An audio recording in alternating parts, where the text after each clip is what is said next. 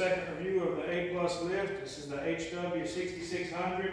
It's rated 6,600 pounds. I got it on Amazon for like $18.49.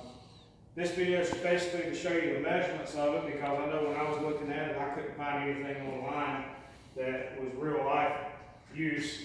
I'm going to raise it up real quick just so you can hear how quiet the motor is and how quickly it goes up. This is 110 operated. You can see the dolly over here.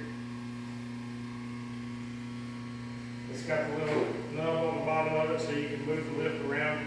It is pretty heavy to move, but I can manage it pretty easily. So looking at the lift, you can see that here the lock's engaging as it goes up. It has 6 different stops for locking it. Goes up relatively fast for one of these type of lifts, but it's definitely good quality. It's heavy duty, and as soon as I get it up, I'll show you a couple things I really like about it. And one thing that I kind of wish was a little different. I'm not trying to compare it to Harbor Freight, but I think the Harbor Freight arms might be a little easier to use, and I'll explain why. Now there's that's max extension on the cylinders. That's not on the lock right now.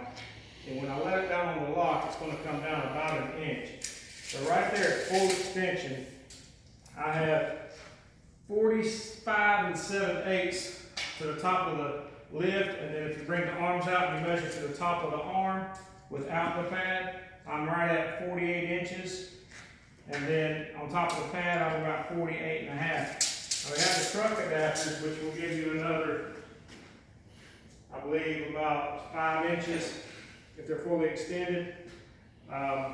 So you'd be around 53 inches if you had the cylinders maxed out. If I let it down to the first lock, just to make sure that it's locked in, because when you're working on a vehicle, you want to make sure that you got it locked. Then to the top of the arms, we have 46 inches even. The top of the arm with the regular flat pad, I'm at 46 and 5/8. One thing I think I like about the Harbor Freight, I don't have one to compare it to, but the Harbor Freight arms, you have the top of the lift that's powder coated, the arms are powder coated, the bottom of the Harbor Freight look like that they're just slick powder coated metal, and you can slide it real easily on the lift. This has a rubber pad down here. That's a good thing in a way, that keeps the arms from really being able to move when you get some weight on it. But when you're laying down trying to set the lift, you have to kind of lift up on the arms and bring it around. And these things are heavy. They're thick. They're probably a good 25, 30 pounds a piece, I would say.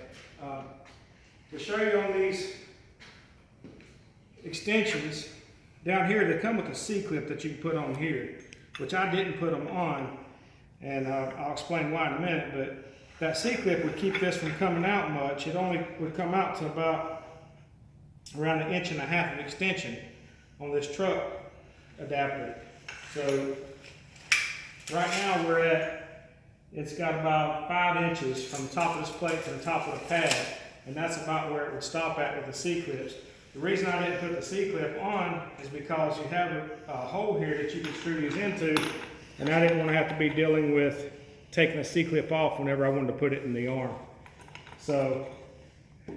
But this is really convenient lift setup. You have basically 4 different mounting points for loading the car. You have a rubber pad on top of the arms. You have your standard flat pad, which is this one, and then you have this screw-in pad, as well as the truck adapter, which gives you a couple more inches of lift. But all in all, this seems to be a very, very nice lift. It's built really well. Shipping came in nice and clean. They had the dolly packaged up in a crate, and it was actually bolted in the crate. Another thing I like, obviously it's a 110 power, which is really handy in the shop. You don't have to run a 220 for it. But you have emergency shut off here. If this button was to hang up, you could just hit the emergency shut off button right there, and boom, you're done. It'll cut it off. It's really easy to assemble and put it in, and I'll do another lift. A buddy of mine's got a 2017, isn't it, Lee? 2017 F-150 4-wheel drive, 4-door. I think we figured it weighs about 5,200 pounds. And we're going to, it's a V8, and we're going to bring it in a few days and put it on the lift and lift it, and I'll do another video to show you guys how well this thing does with that truck. But anyway, that's all I've got for now, guys. We appreciate it. Thanks.